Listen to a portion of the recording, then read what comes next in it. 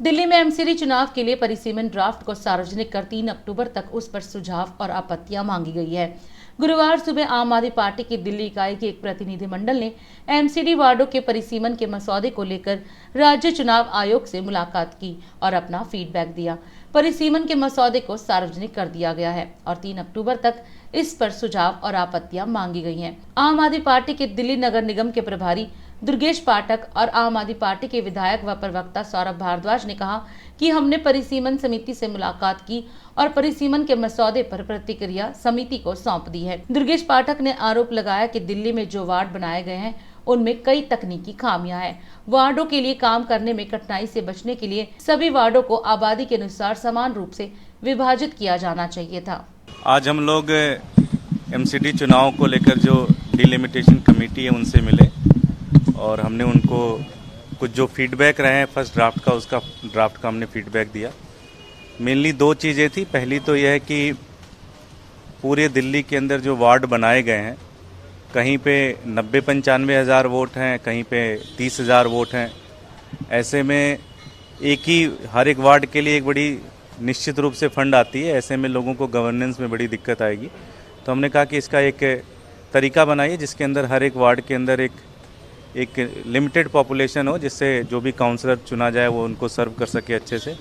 दूसरा, कई जगहों पे आइलैंड बना दिए गए हैं, एक उस वार्ड के उस लोकेशन का कोई लेना देना नहीं है।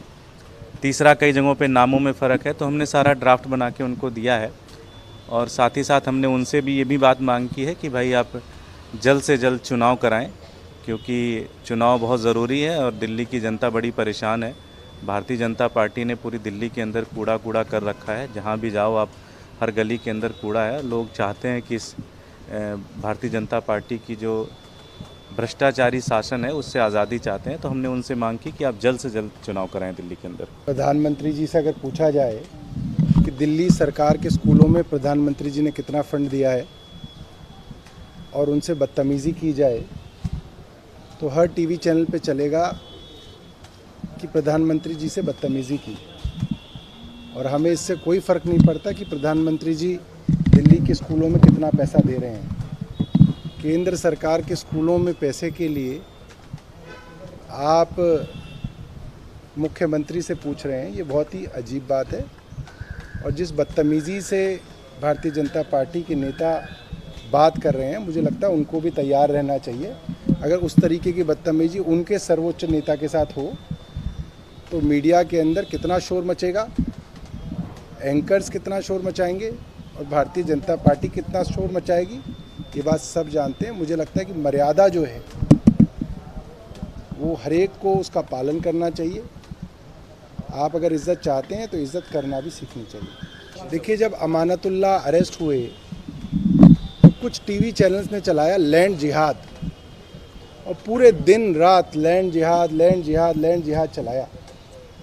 मैं चाहता हूं वो टीवी चैनल ये भी चलाएं कि अमानतुल्लाह को जब बेल दी गई तो जज ने कहा कि उनके खिलाफ कोई सबूत नहीं है, कोई सरकारी पैसे का मिसअप्रोप्रिएशन नहीं है, किसी तरीके की जो किराएदारी थी उसके किराए कम नहीं किए गए, किराए हालांकि बढ़ाए गए हैं। जिन लोगों को नौकरियां दी गई वो सब लोग क्वालिफाइड लोग थे। मगर वो सब चैनल्स और वो सब हमारे बंधु जिन्होंने अमानतुल्लाह खान के बारे में सब कुछ चलाया और पूरे दिन चलाया, मैं चाहता हूं कि वो ये खबर भी चलाएं कि माननीय जज साहब ने, सीबीआई के जो एसीबी के जो जज हैं, उन्होंने उसके ऊपर क्या ऑर्डर दिया और किस तरीके से जो है एसीबी को एक तरीके से लताड़ लगाई है। धन्यवाद। DID न्यूज सकारात्मक मीडिया टीम की ओर से आप सभी को नवरात्रि और दशहरा की हार्दिक शुभकामनाएं। और अधिक खबरों के लिए आप हमारे YouTube चैनल दैनिक इंडिया दर्पण को अभी सब्सक्राइब करें और नोटिफिकेशन के लिए बेल आइकन को प्रेस करना ना भूलें।